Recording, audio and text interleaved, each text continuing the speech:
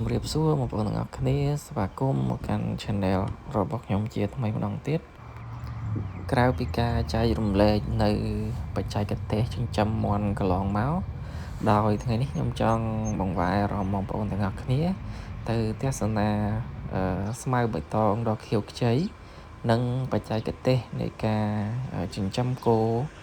ដោយបែបធម្មជាតិនៃប្រជាកសិកររបស់យើងនៅខាងខេត្តត្បូងឃ្មុំការដែលលែងគោឲ្យស៊ីតាមវាលតាមអីបែបហ្នឹងបងប្អូនបាទគឺធ្វើឲ្យគោរបស់យើងហ្នឹងវាមានសុខភាពល្អបាទហើយកាត់បន្ថយនៅការ stress បាទកាត់បន្ថយនៅការ stress ប៉ុន្តែប៉ុណ្ណោះក៏វាអាចជួយកាត់បន្ថយនៅការចំណាយមួយផងដែរបងប្អូន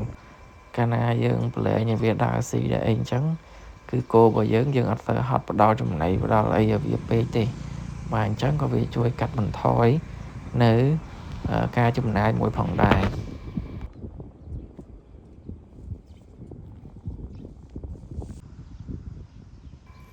ហើយនៅវីដេអូបន្តនេះខ្ញុំនឹងចែករំលែកក៏ដូចជាចែកជូននៅចំណេះដឹងលម្អិតអំពីការជ្រើសរើសពូជក៏ដូចជាការចិញ្ចឹមគោតាមបែបធម្មជាតិនិងការចិញ្ចឹមបែបណាដើម្បីឲ្យគោរបស់យើងបាទធំធាត់ការការពារការ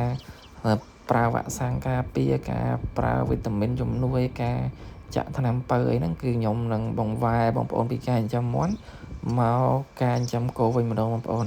ថាតើការថែទាំគោពីតូចដល់ធំយើងការពារយើងចាក់ថ្នាំបែបម៉េចដើម្បីឲ្យគោដើម្បីឲ្យសត្វចិញ្ចឹមរបស់យើងហ្នឹងវាធំធាត់បានល្អក៏ដូចជាចំណេញនៅថវិកាក្នុងការចិញ្ចឹមគោរបស់យើងព្រោះអីឃើញថាបច្ចុប្បន្ននេះគោកំពុងតែមានទីផ្សារហើយបងប្អូនប្រជាកសិកររបស់យើងពេលខ្លះគាត់អត់ដឹងពីវិធីសាស្ត្រនៅក្នុងការធ្វើយ៉ាងណាដើម្បីឲ្យគោរបស់គាត់ហ្នឹងចិញ្ចឹមទៅឆាប់ធំការរើសពូជបែបណាដែលស័ក្តិសមសម្រាប់តំបន់ដែលមានស្មៅឬមានការស្ថិត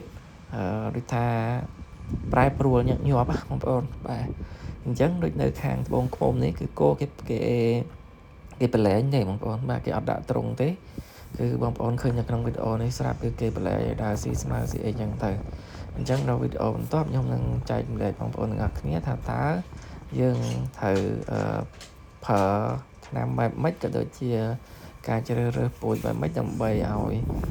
គោហ្នឹងចិញ្ចឹមទៅឆាប់ធំមិនចំណាយពេលវេលាច្រើនអញ្ចឹងបងប្អូនដែលពេញចិត្តនៅវីដេអូមួយនេះបងប្អូនអាចចុច Subscribe នៅ Channel ឬក៏ចុចជាមេដៃមួយដើម្បីជាការលើកទឹកចិត្តនៅក្នុងការផលិតវីដេអូបន្តទៀតអញ្ចឹងបងប្អូនអរគុណច្រើនជម្រាបលា